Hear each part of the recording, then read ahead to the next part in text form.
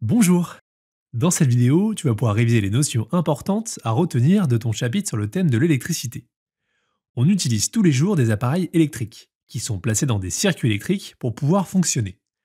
Un circuit électrique a une boucle simple, comme celui-ci, et composé de plusieurs dipôles liés les uns à la suite des autres par des fils.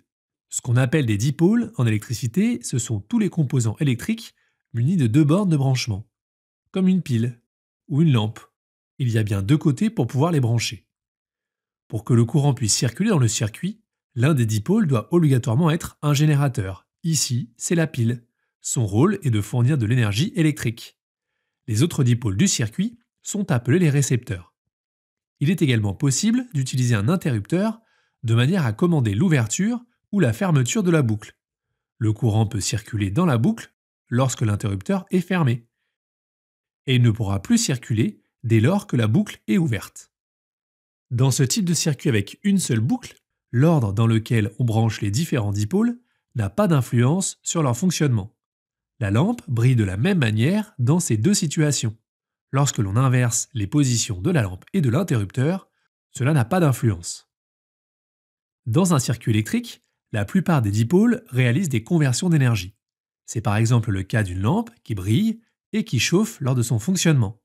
C'est un convertisseur qui convertit l'énergie électrique reçue en énergie lumineuse. Ce qui nous intéresse, c'est l'énergie utile, et en énergie thermique. En effet, une partie de l'énergie est dissipée sous forme de chaleur. Je te propose maintenant de voir comment représenter rapidement et facilement un circuit électrique. C'est un nouveau savoir-faire à bien maîtriser dans ce chapitre.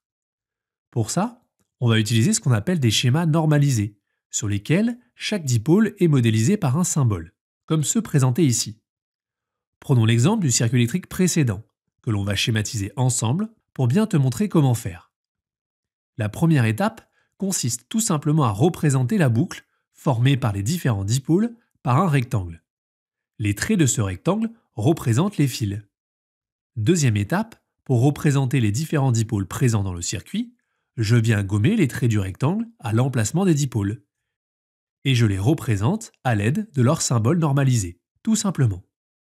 Ici, celui de la pile, ici de la lampe, et celui-ci de l'interrupteur fermé.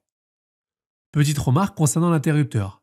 On devine qu'il est en position fermée, puisqu'on peut observer que la lampe brille, ce qui implique que le courant circule dans le circuit et par conséquent que l'interrupteur est bien en position fermée. Et voilà, c'est terminé. Tu as ici le schéma normalisé du circuit électrique. Trois remarques importantes pour bien maîtriser ce savoir-faire. Comme pour tous les schémas, il doit bien être réalisé avec un crayon à papier et une règle. Les symboles des dipôles ne sont jamais représentés dans les angles du rectangle, uniquement sur les côtés. Et enfin, il n'est pas nécessaire de légender les symboles normalisés, car ce sont des symboles que tout le monde utilise en électricité. Tu sais certainement déjà que l'utilisation de circuits électriques comporte des risques. Des risques d'électrisation, brûlure, contraction des muscles et d'électrocution. C'est pourquoi il est important de connaître et de respecter quelques règles de sécurité lors de l'utilisation de circuits électriques. Le principal danger provient des prises électriques, qui peuvent délivrer un courant très intense.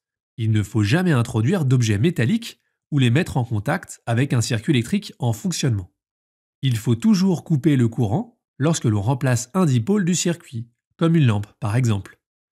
Et il ne faut pas utiliser d'appareil électrique avec les mains ou le corps mouillé. J'espère que les notions de ce chapitre sont maintenant un peu plus claires pour toi.